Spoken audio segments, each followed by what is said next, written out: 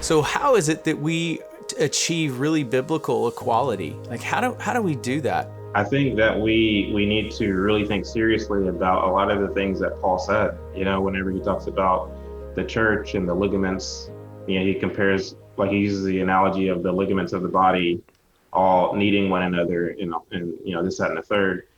Um, and then too, the verse that I looked that I quoted earlier about, they'll know us by our love for one another.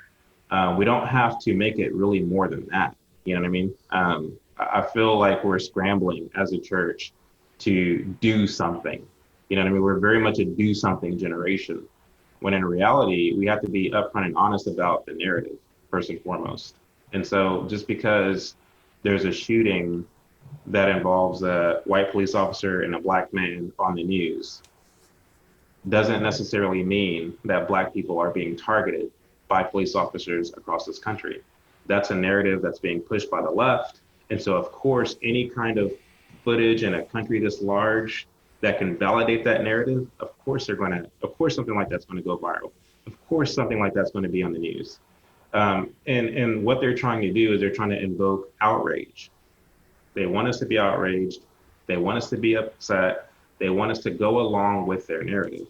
Um, and you know this to be true because they don't really report the numbers of black, teenagers who are dying at the hand of other black teenagers at a higher rate.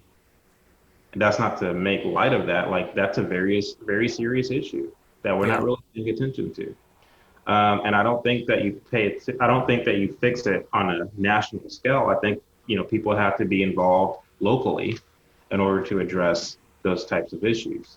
But be upset about it. Okay. I'm not going to fault anyone for being upset.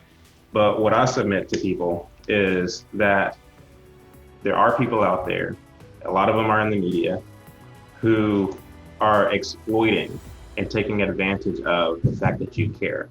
And they're using that to their advantage to push a certain agenda.